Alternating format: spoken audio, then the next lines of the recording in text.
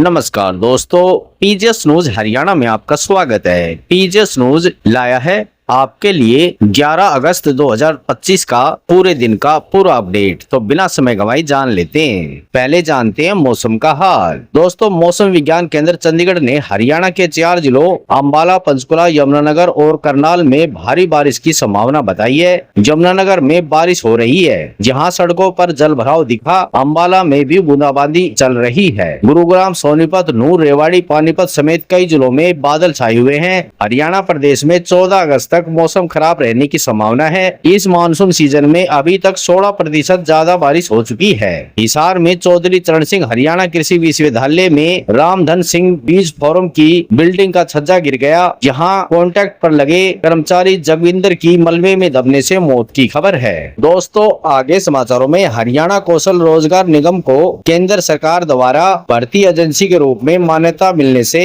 विदेश में नौकरी के अवसर बढ़ेंगे। इजराइल में 5000 नर्सों की भर्ती की जाएगी और अन्य देशों में भी युवाओं को रोजगार मिलेगा। यह कदम युवाओं को फर्जी एजेंसियों से बचाएगा और सुरक्षित रोजगार सुनिश्चित करेगा। युवाओं को लगभग 2.25 लाख रुपए मासिक वेतन मिलेगा। दोस्तों, आगे समाचारों में हरियाणा सरकार ने प्रजापति समाज के लिए महत्वपूर्ण फैसला लिया है। अब वे पंचायती जमीन पर मिट्टी के बर्तन बना सकेंगे। प्रदेश में लगभग 2000 गाँव में जमीन चिन्हित की गई है। पात्र परिवार को सरकार पात्रता प्रमाण पत्र देगी। इससे पहले पंचायतों की मनमानी से उन्हें परेशानी होती थी। इस फैसले से कुम्हार समुदाय को राहत मिलेगी। दोस्तों, आगे समाचारों में चंडीगढ़ में भ्रष्ट पटवारियों की सूची के मामले में पंजाब हरियाणा हाईकोर्ट में हरियाणा सरकार ने सीलबंद रिपोर्ट पेश की है। रिपोर्ट में 3 अधिकारियों पर कार्रवाई की सिफारिश की गई है। याचिकाकर्ता के वकील ने सरकार के आरोप का खंडन किया और सूची पर रोक लगाने की मांग की।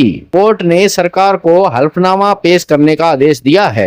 दोस्तों, आगे समाचारों में हरियाणा सरकार ने ग्रुप सी के कर्मचारियों को बड़ी राहत दी है, जिन्हें पद खाली न होने के कारण कार्यभार संभालने में देरी हुई थी। अब इन कर्मचारियों को बकाया वेतन जल्द मिलेगा। मानव संसाधन विभाग ने आदेश जारी कर दिया है, जिसके अनुसार राहत और ज्वाइनिंग के बीच की अवधि को सेवा अवधि माना जाएगा और वेतन संबंधित विभाग देगा। दोस्तों, आगे समाचारों में हरियाणा के प्राथमिक शिक्षकों को स्थानांतरण के लिए अक्टूबर तक इंतजार करना होगा। मुख्यमंत्री के उप प्रधान सचिव यशपाल यादव ने आश्वासन दिया है। हरियाणा प्राइमरी टीचर एसोसिएशन ने शिक्षकों के लिए मुख्य शिक्षक पद, सफाई कर्मचारी, बेहतर छात्र शिक्षक अनुपात और गैर शैक्षणिक कार्यों से मुक्ति जैसे कई मांगे रखी हैं। उन्होंने पदोन्नति, मेडिकल अवकाश और पुरानी पेंशन योजना को बहाल करने की भी मांग रखी है। दोस्तों, आगे समाचारों में पंचकुला जिले में यातायात व्यवस्था को सुधारने के लिए पुलिस ने 6 अवैध कटों को सिमटेड डिवाइडर से बंद कर दिया है। यह कार्रवाई पुलिस कमिश्नर शिवास कविराज के निर्देश पर की गई है। सूरजपुर यातायात प्रभारी नरेंद्र कुमार की टीम ने 2 स्थानों पर कार्रवाई की। पहला परशुराम चौक से रेलवे क्रॉसिंग कट और दूसरा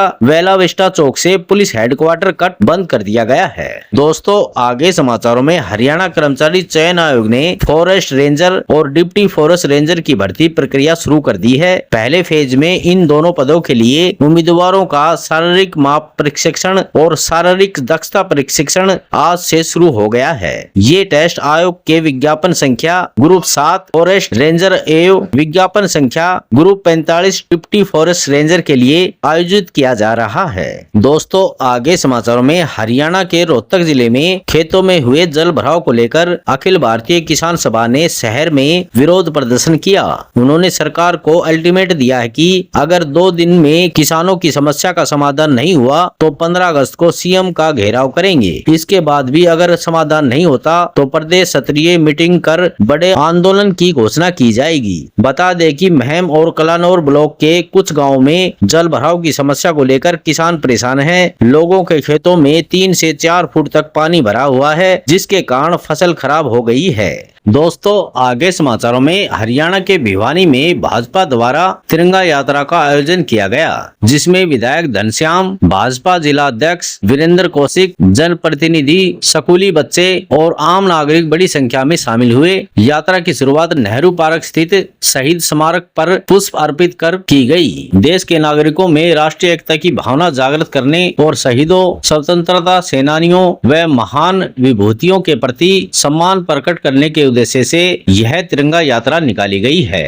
दोस्तों आगे समाचारों में, हरियाणा के गुरुग्राम में सोमवार को किन्नरों ने थाने में हंगामा कर दिया। गुस्साए किन्नरों ने पुलिस की डायल 112 की गाड़ी भी तोड़ दी। इस दौरान उनकी पुलिस से हाथापाई भी हुई। डीएलएफ फेज 2 थाने में अतिरिक्त पुलिस बल तैनात किया गया।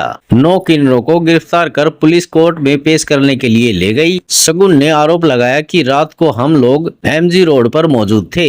यहाँ पर कुछ पुलिसकर्मियों ने संबंध बनाने का दबाव बनाया। जब हम लोगों ने मना कर दिया तो हमारे कपड़े फाड़ दिए, साथ ही थाने में ले जाकर मारपीट भी की। हालांकि पुलिस प्रवक्ता ने संबंध बनाने की बात को नकारते हुए कहा कि टीम ने किन्नरों को रोड से हटाया तो उन्होंने उन पर हमला कर दिया। जिस डीएलएफ फेज 2 थाने में किन्नरों ने हंगामा किया, यह शहर का सबसे पॉश इलाका है। यहाँ पर कई बड़े फिल्म स्टार, कारोबारियों और नेताओं की कोठियां हैं। दोस्तों आगे समाचारों में, वोटर वेरिफिकेशन और वोटों की चोरी के आरोपों पर हंगामे के बीच सरकार ने सोमवार को नया आयकर बिल 2025 और कराधान कानून संशोधन बिल 2025 लोकसभा में पास हो गया।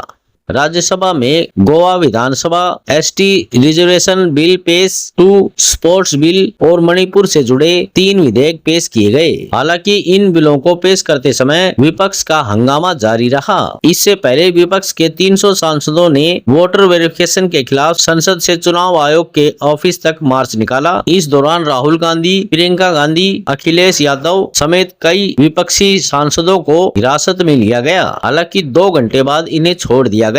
दोस्तों आगे समाचारों में, हरियाणा सरकार को सुप्रीम कोर्ट से आवारा कुत्तों की समस्याओं का समाधान मिला है। नसबंदी के बाद कुत्तों को वापस छोड़ने की बाध्यता समाप्त हुई। अब शहर से बाहर कुत्तों के लिए आश्रय स्थल बनेंगे, जहां 5000 कुत्तों को रखा जा सकेगा। कोर्ट ने दिल्ली एनसीआर में कुत्तों के काटने की घटनाओं पर संज्ञान लिया। शहरी निकाय मंत्री विपुल गोयल पर आदेश लागू कराने की जिम्मेदारी है। दोस्तों आज समाचारों में बस इतना ही।